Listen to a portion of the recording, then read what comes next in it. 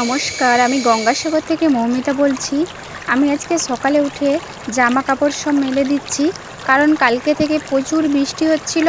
সব জামা কাপড় ভেজা ভেজা সবগুলো একদম তারে বিছিয়ে দিলাম। তারপরে কি হয় এখন দেখা যাক, বৃষ্টি যদি চলে আসে আবার সব ভিজে যাবে। আর হালকা হালকা মেঘলা হয়ে আছে, জানি না কি হবে এখন, বুঝতে পারছি না। আর তোমাদের কাদের ওখানে বৃষ্টি হচ্ছে, এখনও বৃষ্টি হচ্ছে কিনা কমেন্টে জানাবে।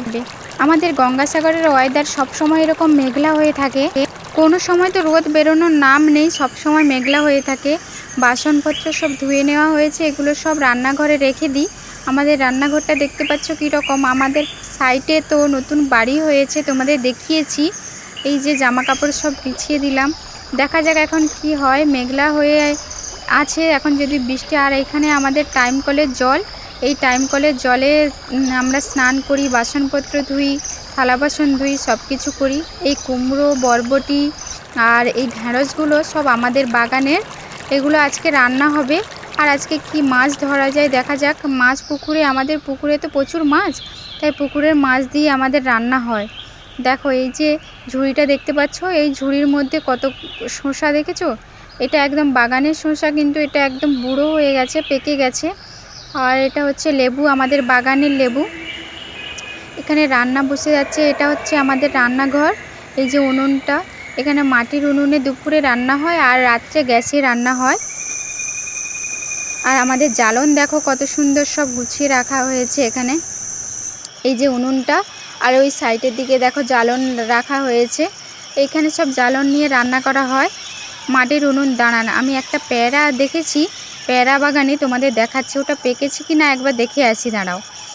দেখা যাক পেকেছে কি না। কিন্তু যা অবস্থা, মেঘ হয়ে আছে দেখো, একদম অন্ধকার হয়ে এসছে। রোদ হালকা হালকা বেরিয়েছে, কিন্তু ওই দিকটা দেখো, পূর্ব দিকে মেঘ হয়ে আছে।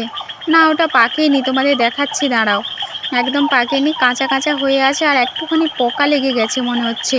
এই পোকার জন্য তো সব প্যাকেট বাঁধা থাকে, কিন্তু দেখো এই মাথার সাইডে সব সাদা সাদা কী সব পোকা লেগে আছে, এই জন্য পোকা মেরে দিয়েছে। মানে এই পেয়ারাটা নষ্ট হয়ে গেল। দাঁড়াও, মুরগির ডিম দিয়েছে কিনা দেখি। এটা হচ্ছে আমাদের মুরগির ফার্ম, এখানে মুরগির খাবার দেওয়া হয় আর ওই সাইডে খাবার দেওয়া হয়। এ বাবা, 3টে ডিম দিয়েছে তো, কি সুন্দর দেখো, ডিম দিয়ে দিয়েছে ওরা। এই যে এখানে লাঠি মতো বাঁধা আছে, আর এটা হচ্ছে টিভিরে, ওরা উঠে ওপরে ডিম দিয়ে দেয়। কতগুলো মুরগি দেখেছো আমাদের।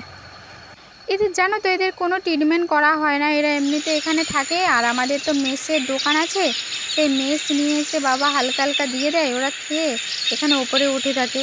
আর এই যে এখানে খাচ্ছে মেস, ওরা জলে গোলানো আছে, ওই মেসগুলো খেয়ে নেয়। দাঁড়া, ওই 3টে ডিম বের করে নিই, না হলে আবার কাক এসে খেয়ে নেয়। আমাদের এখানে প্রচুর কাক হয়েছে, কাককে এসে খেয়ে নেয় সব ডিমগুলো। এই ডিমগুলো দিয়ে আজকে ম্যাগি দিয়ে বানাবো। তোমাদের বাড়িতে এরকম কারা কারা মুরগি পালন করেছো কমেন্টে জানাবে।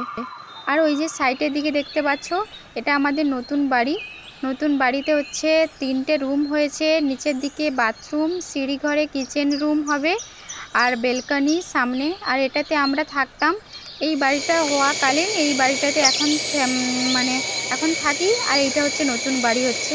দাঁড়াও, আজকে সারু গাছের ভেতরে চলে এসেছি, মানে কচু যে ফুল হয় না, ওইগুলো তুলতে চলে এসেছি। কচু ফুল খেতে কার কার ভালো লাগে কমেন্টে জানাবে। আমার গন্ধটা এত সুন্দর লাগে কচু ফুলের, কি বলবো। কিন্তু এর মানে এই যে আঠা মতো আছে, রসালো আঠা মতো আছে, ওই আঠা যদি একবার জামা কাপড়ে লেগে যায়, জামা কাপড় নষ্ট হয়ে যায়, পুড়িয়ে যায়। এই জন্য একে সাবধানে তুলতে হয়। দেখো কতগুলো পেয়েছি। এইগুলো দিয়ে ঢ্যাঁড়স দিয়ে, আজকে ঢ্যাঁড়স আছে, ওই ঢ্যাঁড়স দিয়ে রান্না হবে। এই যে আমাদের 3টে পেঁপে গাছ, পেঁপেও ধরেছে হালকা। এখানে একটা বেল গাছ, বেল ধরেছে। দেখো তরাট ফুলের গাছে কি সুন্দর তরাট ফুল হয়েছে। এটা এই যে পাকার বাড়ি আমাদের নতুন হচ্ছে, ওর পেছনে এই বাড়িটা। এখানে দেখো এই 4টে মতো পেয়েছি তরাট ফুল। ওল গাছগুলো দেখেছো কত বড় বড়। দাঁড়ান, এটা রান্নাঘরে রেখে দিই, তারপরে আসছি তোমাদের সঙ্গে একটা জিনিস দেখাতে। গঙ্গাসাগরে জানি না কি হবে, দ্বীপ তো, দ্বীপের কথা বলা যায় না, কখন না কখন ডুবে যাই, ভয়ও লাগে ভীষণ। এবার আমাকে সবজি টবজি কাটতে হবে, মাছ কাটতে হবে, মাছ ধরা হোক তারপরে মা দেখো জাল ফেলে দিয়েছে। এবার মাছ ধরা হবে, কি মাছ পরে দেখা যাক। এই যে একটা রূপচাঁদ মাছ উঠেছে মনে হচ্ছে, কি, হ্যাঁ একটা রূপচাঁদ মাছ উঠেছে। আর কি উঠেছে এটা লেগে গেছে, তাই মা নেমে টানছে, আমি ওপরের দিকে ধরেছিলাম। এই দেখো একটা রূপচাঁদ মাছ পড়েছে, আর কিছু নেই মনে হয়, না আর একটা আছে, আরেকটা এই পোনা মাছ আছে, এই পোনা মাছটা ফেলে দেওয়া হবে।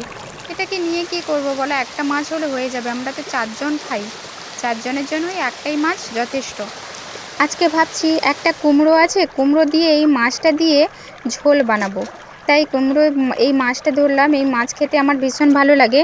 কুমড়ো দিয়ে ঝোল বানালে কিন্তু খুব সুন্দর হবে। এই মাছ কেটে নিয়েছি, এবার এই সবজি বরবটি কাটলাম, বরবটির ভাজা হবে। এই যে কুমড়ো আলু কেটে নিয়েছি, কুমড়ো আলু দিয়ে মাছের ঝোল হবে। আর হচ্ছে এখানে পেঁয়াজ কেটে নিয়েছি, এই দেখো। আর এখনও চাল ধোয়া হয়নি, এখানে চাল ধোয়া হলে এখানে ভাত বসবে। আসি তবে আজকে, টাটা। পরে